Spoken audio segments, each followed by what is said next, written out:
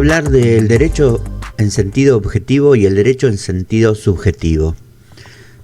Venimos hablando ya en varios segmentos, en distintos videos, sobre la conceptualización de derecho. En esta oportunidad vamos a hacer una clasificación muy clásica dentro de lo que es el derecho: el sentido objetivo y el sentido subjetivo. Por un lado, el derecho en sentido objetivo es el ordenamiento jurídico y por lo tanto la norma jurídica, ya que el derecho es una norma coercible de convivencia. Esto viene un poco más a traernos a aquella definición que decíamos de derecho: sistema normativo coercible que rige la convivencia social. Bueno, el sistema normativo es un equivalente a decir ordenamiento jurídico, es decir, normas jurídicas que son coercibles, que vienen a regir o arreglar la convivencia social.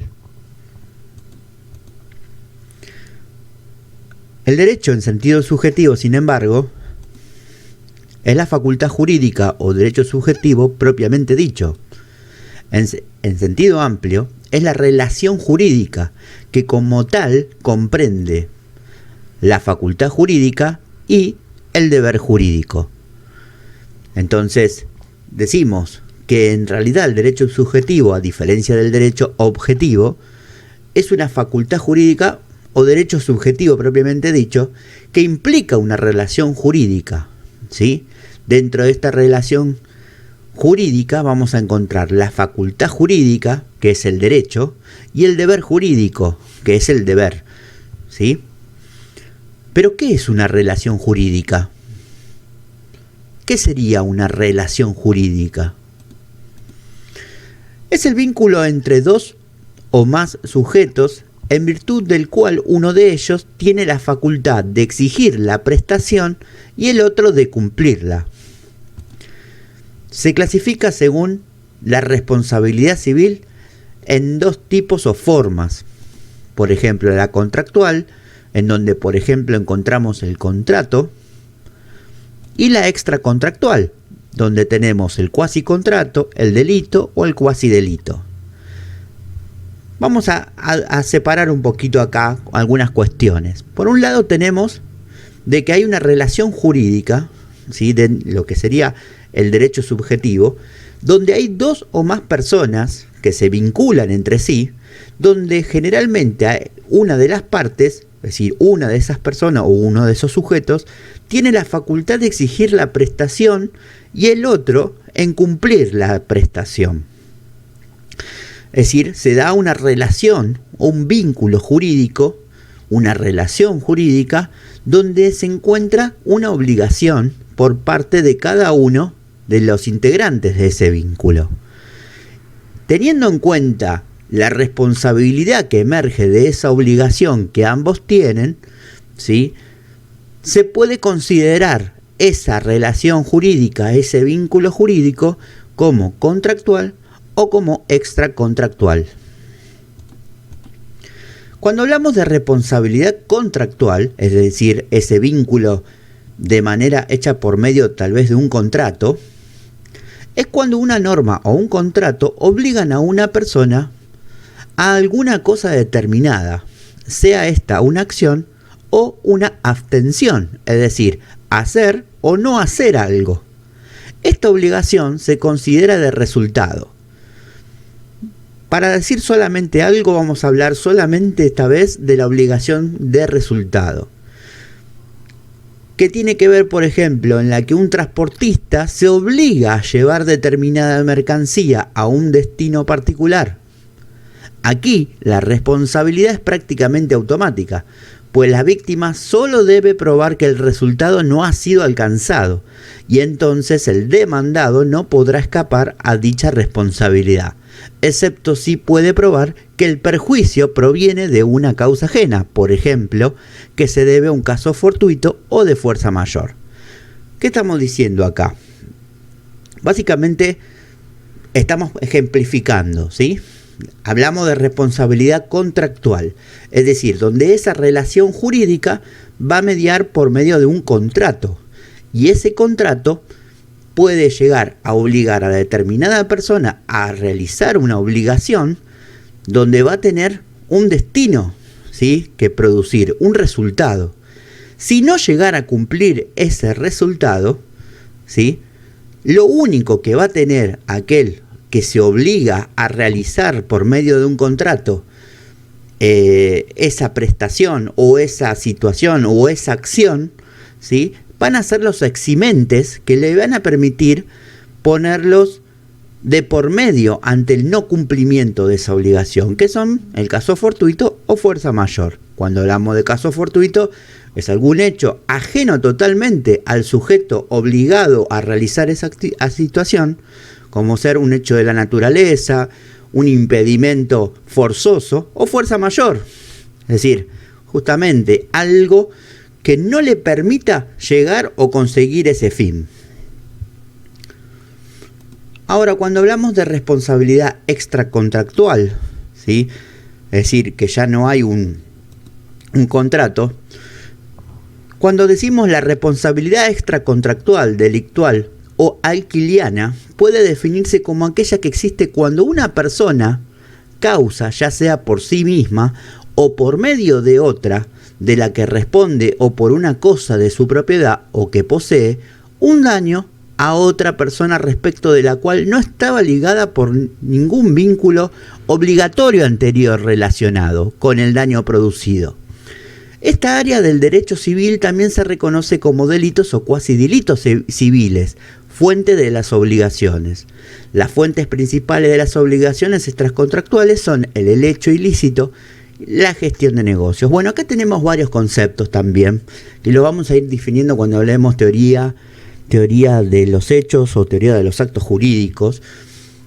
Pero sí vamos a decir una cosa, que acá la relación o el vínculo jurídico, la relación jurídica o vínculo jurídico, que vendría a ser ese derecho subjetivo o esa definición de derecho subjetivo para tener en cuenta, es que acá, a diferencia de la responsabilidad contractual, donde hay responsabilidades que se plasman en un contrato y donde una persona se obliga a la otra a producir determinado resultado, en este caso no hay un contrato donde se enmarque esa responsabilidad, sino que más bien se da que por cuestiones totalmente de producir un daño, es decir, por una situación accidental, por una situación respecto a intencional, tal vez viciada, viciada ya sea en el consentimiento como viciado también en el acto, va a producir tal vez un hecho ilícito, ¿no? Y ese hecho ilícito genera obligación, genera una obligación, ¿sí?, donde la persona obligada va a tener que responder por ese daño que causó, ¿sí? Por ejemplo, ante un choque ante un choque de dos autos y demás, aquel que tuviese la culpa de ese tendrá que responder por los daños causados a ese otro vehículo, ¿sí? Esto es algo distinto, tengamos en cuenta, a lo que es la teoría del delito en derecho penal. Esto vendría a jugar un poco o a decirnos un poco cómo están calificados los delitos, cuasi delitos civiles. Ahora bien, tanto así sea como el derecho objetivo y el derecho subjetivo, entre ellos hay algunas relaciones. Tenemos una unidad o distinción dentro de lo que es el derecho objetivo y el derecho subjetivo. Cabe aclarar que estas nociones de derechos no son antagónicas, sino por el contrario se corresponden y exigen recíprocamente. En efecto, el derecho objetivo consiste en un ordenamiento social justo, pero por eso mismo, es decir, en cuanto justo, ha de reconocer a las personas la posibilidad de obrar en vista de sus propios fines. Entonces, si dijimos que el derecho objetivo es el ordenamiento jurídico por sí mismo, tiene que ser un ordenamiento social y justo.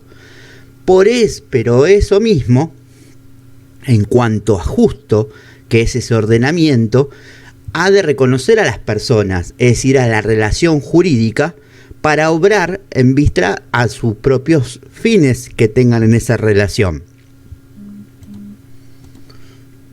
Ahora bien, hay una distinción. Por ejemplo, hay una desigualdad subjetiva en el derecho. El derecho, desde un punto de vista subjetivo, consagra una evidente desigualdad entre los hombres, pues mientras el titular del derecho subjetivo tiene la facultad de exigir algo, el sujeto pasivo de la relación tiene una obligación de cumplirlo.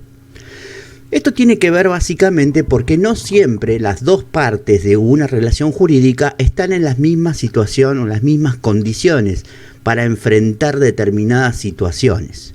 Es decir, no se encuentran muchas veces en un mismo lugar y por ende pueden tener una distinción, ¿sí?, de posibilidades o de resultados que llevan muchas veces a hacerse notar una desigualdad de posición frente a determinadas situaciones. A ver, vamos a hacer un ejemplo. Esto puede pasar, por ejemplo, en el derecho laboral, donde tenemos una relación entre empleador y empleado, ¿sí?, que el empleador tiene muchas veces una posición mucho mayor, mejor, desde un mejor lugar que un empleado, ¿sí?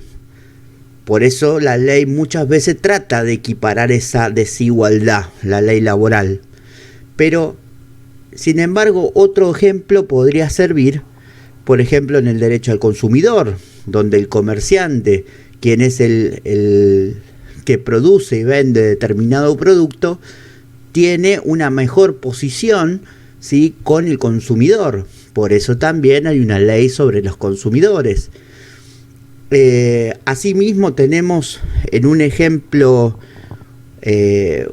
muchas situaciones donde tenemos dos personas que se encuentran en lugares o en posiciones diferentes ante determinada relación jurídica, pero eso no quita que ambos tengan facultades para exigir y al mismo tiempo tengan obligación de cumplir, ¿sí?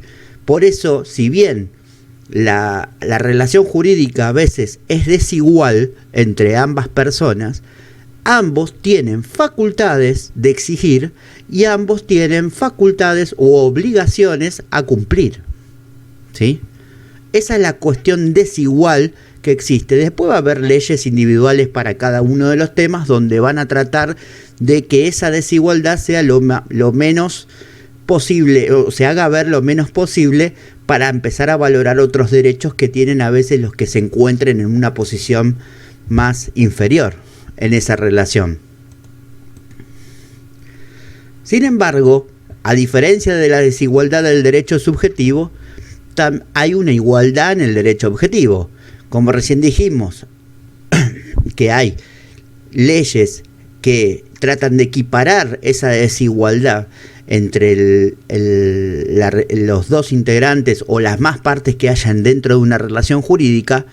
En el derecho objetivo, esta igualdad consiste en que la norma jurídica considera a los hombres en un plano de relativa igualdad. Por ejemplo, en este caso tenemos dos circunstancias que se dan dentro del derecho objetivo para entender esta igualdad. Por un lado, la generalidad de las leyes, que se refiere a que la ley es aplicada a todos los particulares alcanzados por ella sin excepción alguna. Es decir, la ley se aplica para todos igual, ¿sí? No importa si uno es inferior o otro, o se ve en un plano inferior que otro que se ve en un plano superior, no importa si es de un rango social o el otro es de otro, o de un extracto social o otro de otro. Es decir, la ley es aplicada, es cuando se aplica la ley en cuanto a justicia, es igual para todos en ese sentido. Y después está la igualdad ante la ley. Establece que todos somos iguales ante la ley sin distinción de ningún tipo. Por lo tanto, todos estamos sujetos a la ley en un plano de relativa igualdad para distintas circunstancias. Bueno, un poco más, ¿no? Es decir, así como tenemos la generalidad que la ley es aplicada en todos los casos particulares de la misma forma, también establece la igualdad de la ley, que para todos somos iguales ante ella.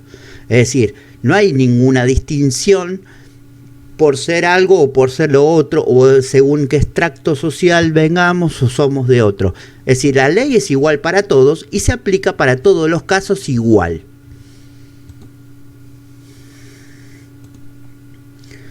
Ahora bien, tenemos dentro de la clasificación como derechos subjetivos otra clasificación, una subclasificación de cuáles son los derechos subjetivos. Por ejemplo, pueden ser clasificados de distintos puntos de vista, según la esfera jurídica a que se refieran, y por analogía con la misma división del derecho objetivo, se los divide en derechos subjetivos públicos y privados. Ahora vamos a pasar en un ratito a explicar ambos.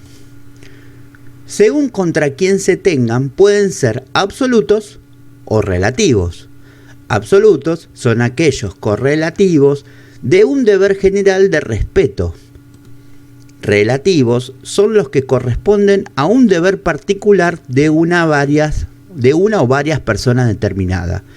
Acá hay una polémica que existe, digamos, que ya no es tan polémica, pero bueno, se ha convertido a lo largo de los años y a lo largo del tiempo, que se ha siempre tratado de hacer una definición del concepto de derecho, cuando estos derechos son absolutos y cuando son relativos. Si bien hay doctrina que marca a muchos derechos como absolutos, hay mucha doctrina, por no decir hoy ya casi, digamos, en una general, donde califican a muchos derechos como relativos. Particularmente tenemos que decir que hoy ya no hay derechos absolutos que puedan hacerse ver, ya sea filosóficamente, religiosamente, culturalmente, como algo puro, ¿no? Es decir, un derecho puro. No existen porque debidamente, obviamente, se han puesto empuja muchos derechos contra otros derechos mismos a ser considerados como una diferenciación en las categorías mismas de los derechos. Ya lo vamos a ver cuando definamos justamente razonabilidad, donde tenemos muchas categorías de derechos de primera, segunda o tercera generación, y que obviamente estos derechos hacen que determinadas circunstancias empiecen a entrar en controversia. Ya lo vamos a ver cuando veamos justamente control de razonabilidad o razonabilidad en sí, para entender esta clasificación. Después tenemos como tercer y último punto, según su contenido sea o no de carácter patrimonial, podemos distinguir derechos patrimoniales o extrapatrimoniales. Cuando nos referimos a patrimoniales tenemos los derechos reales, los derechos creditorios, etc. Y cuando hablamos de extrapatrimoniales, estamos hablando de derechos de la personalidad, de familia, etc. Tenemos que tener acá una situación, que cuando hablamos de derechos reales y derechos creditorios, estamos hablando de derechos semejantes como el de la propiedad o el de la renta, ¿sí? Renta financiera. Estamos hablando de derechos que tienen que ver por ese lado, materialmente hablando, y cuando hablamos de extrapatrimoniales estamos hablando de derechos personalísimos, que los derechos personalísimos, como se sabe, son aquellos inherentes al ser humano, son totalmente derechos muy propios del ser humano. Pero habíamos dejado para una sección distinta una de esas dos formas de ver los derechos, cómo se clasifican dentro del derecho subjetivo. Y este es el derecho público y el derecho privado. El derecho público es el que regula el ordenamiento general del Estado, por ejemplo, la Constitución Nacional. Son aquellos que tienen los particulares contra el Estado a través de sus diversos órganos, así como lo del Estado respecto de la población. Es decir, ¿cuál es la particularidad que tiene el derecho público? Que el derecho público maneja la relación jurídica, ¿sí?, entre el Estado y el particular, y la relación del particular con el Estado. Esa es, digamos, la faceta más mínima o base más mínima cuando estamos pensando sobre un derecho.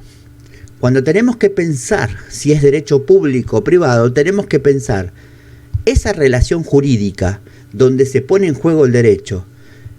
¿Entre qué dos partes se presenta?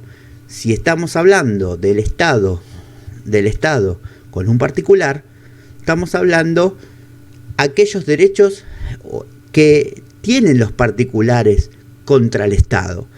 Y si estamos hablando justamente de derecho público, entonces estamos hablando en una relación jurídica bien exclusivamente entre el Estado y el particular.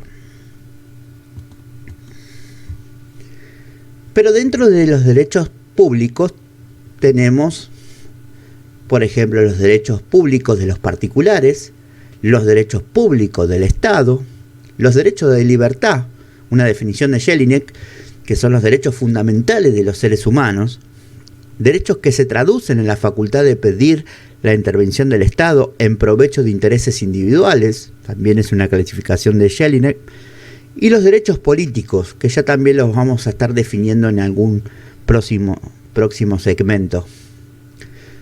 Entonces, para tener en cuenta, de los derechos públicos son aquellos que son de los particulares y se ponen o se interponen, ¿sí?, contra el Estado, donde se hacen reconocer o piden ser reconocidos al Estado, o los derechos públicos del Estado, que como Estado también y como persona jurídica tiene derechos que tiene obligaciones que cumplir, o los derechos de libertad, que es propiamente de los seres humanos, que lo vamos a ver más que nada consagrado en los tratados internacionales.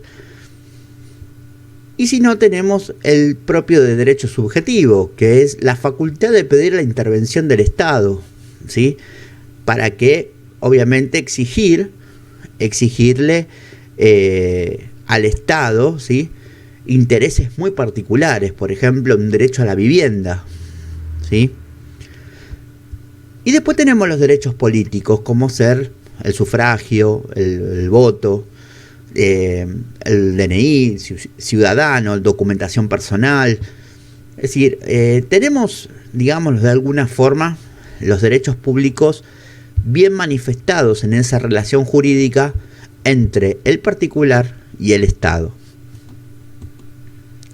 Ahora bien, cruzando la vereda tenemos que hablar del derecho privado, y es el que regula a ciertas esferas del ordenamiento nacional, por ejemplo, el derecho civil, el derecho comercial, etc.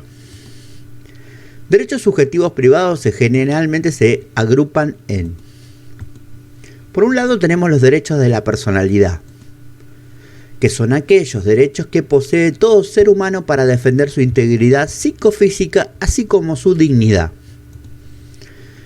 Es el derecho a la vida, el derecho a la intimidad, etc. Hay muchos más.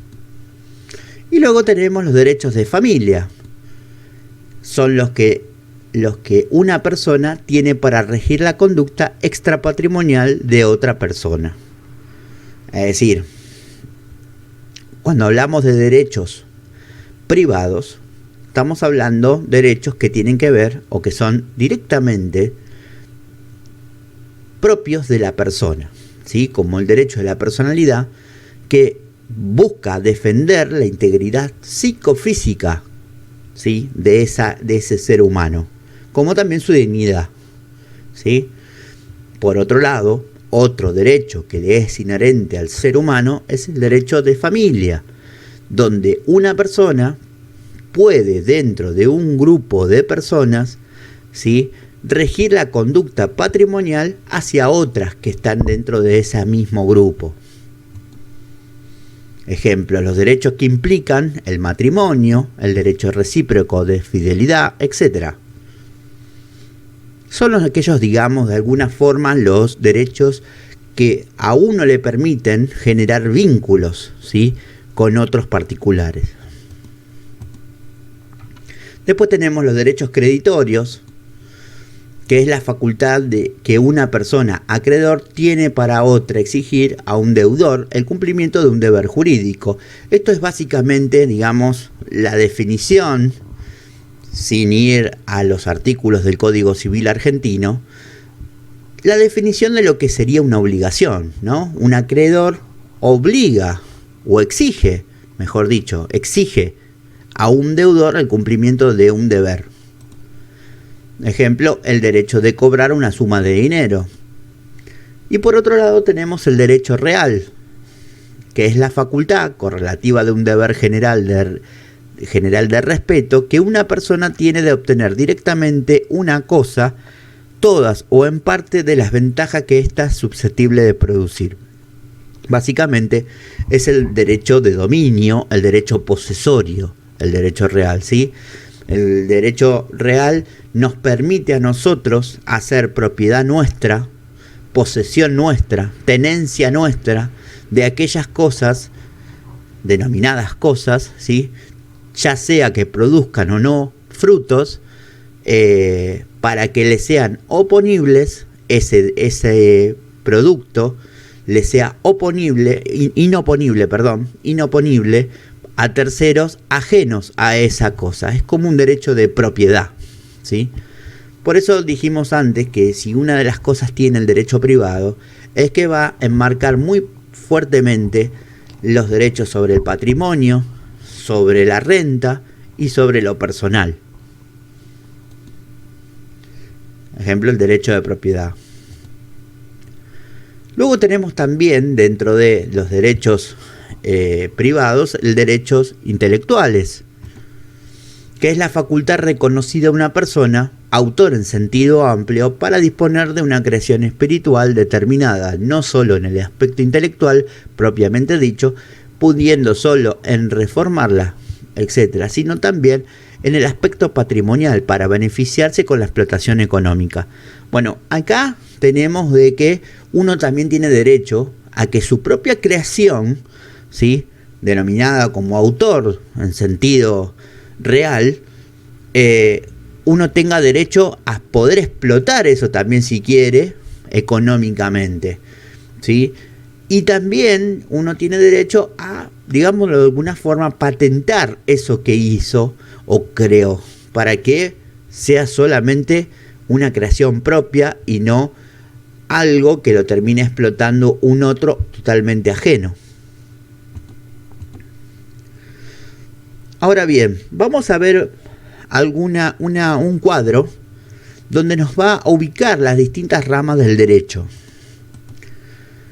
Si vemos bien este cuadro, del lado derecho tenemos las dos definiciones sobre derecho público y derecho privado. Cuando vemos derecho público hay dos aspectos que tener en cuenta, el público interno y el público externo. Cuando hablamos de público interno, dentro de él tenemos el derecho político o constitucional, que ya dijimos es propio de la persona de poder tener la posibilidad de cumplir con el sufragio, por ejemplo, o demás. El derecho administrativo, ¿sí?, que es, digamos, los actos de gobierno que pueden afectar favorablemente o desfavorablemente a una persona. El derecho financiero, que viene a ser básicamente la posibilidad de que el Estado tenga de cómo recibir gastos, es decir, recibir contribuciones y poder hacer los gastos necesarios para que la sociedad cumpla con sus fines. El derecho procesal, que digamos de alguna forma también es cómo se practica el derecho, es toda la práctica, es toda la forma de cómo el derecho se va a llevar a, digamos, al trabajo. El derecho penal, ¿sí?, el derecho disciplinario y el militar. Ese es el público interno. Ahora, si vemos lo público externo, estamos hablando de cosas que no es que van más allá del Estado, sino que ya cruzan, digamos, fronteras. Tenemos el derecho internacional público, donde vamos a tener, por ejemplo, la relación entre dos estados, ¿sí? En un convenio, por ejemplo, de tratado. Y el derecho eclesiástico público, donde la Iglesia Católica, como ser u otras entidades, muchas veces profetan sus religiones, sus cultos, sin fronteras, sin las mismas fronteras que tienen, por ejemplo, los estados. Y por eso mismo, muchas veces, ante el cruzamiento, digamos, de fronteras, el derecho eclesiástico forma parte de eso, ¿no? De tener relaciones, vínculos jurídicos que también producen, digamos, obligaciones y deberes entre dos personas, tal vez de diferentes estados. Y cruzando la vereda tenemos el derecho privado, que tenemos también el derecho privado interno y el derecho privado externo. Y en este caso tenemos, por ejemplo, el derecho civil, ¿sí? Que son derechos comunes, el derecho comercial, el derecho laboral y de la seguridad social, el derecho minero y el derecho rural. Hay que tener en cuenta que en Argentina, por ejemplo, el artículo 75, inciso 12 de la Constitución Nacional, permite a que el Congreso dicte códigos de fondo. Esos códigos van a estar llenos, digamos, de muchos derechos civiles, como también de muchos, digámoslo de alguna forma, artículos, ¿sí? Que van a estar, digamos, siendo leyes comunes, códigos comunes, nos van a estar rigiendo a toda la sociedad, ¿sí? Y después tenemos el derecho internacional privado, dentro de lo que es el privado externo, que en este caso se da cuando tenemos una relación jurídica entre un particular de un estado contra otro particular de otro estado, o mismo también contra un estado de otro estado. Entonces, acá tenemos bien las divisiones, digamos, de ambos derechos, de esta clasificación dentro del derecho subjetivo, para tener en cuenta a la hora de saber por dónde nos estamos parando y qué tipo de derecho estamos trabajando. Vamos a tener en cuenta de que esto va a servir también para que nosotros nos metamos en cada uno de ellos con el tiempo, y vamos a tratar de especificar algunas leyes muy fundamentales dentro de algunos aspectos, como el constitucional, como el civil, como el comercial, como el penal, como el procesal, que nos va también a dar a nosotros una idea, ¿sí? De aquellas cosas, cómo se van distribuyendo estas ramas, ¿sí? Dentro de esta conceptualización que en un primer momento hicimos, que es el derecho. Bueno, suscríbanse al canal de YouTube, no dejen de ver los próximos videos, y también vean e infórmense con los videos que ya nosotros fuimos publicando. Tengan presente de que los videos sirven como una ayuda técnica para que ustedes puedan reforzar aquel material esencial que nunca dejamos de pedir que no se deje de lado, que es el material bibliográfico que puedan tener al lado de ustedes. Y por eso síganos en el canal para más videos.